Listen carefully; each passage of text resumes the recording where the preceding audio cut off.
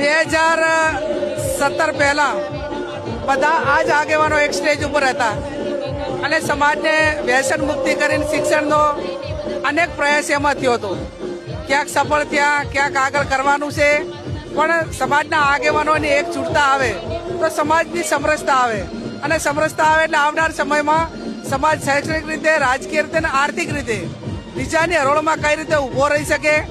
અને આવડો મોટો સમાજ એ ક્યાંક ને ક્યાંક બીજાને જ્યાં મદદ કરવાની હોય મદદ કરે અને બીજાની મદદ લેવાની હોય મદદ લે.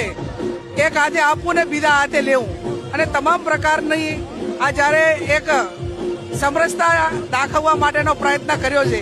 આવનાર સમયમાં તમામ સાથે મળી અને સમાજના ખર્ચા કઈ રીતે ઓછા થાય,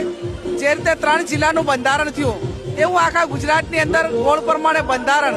અને ખર્ચા ઘટાડીને શિક્ષણ તરફ સમાજ આગળ વધે એ આ મુખ્ય એજન્ડા છે.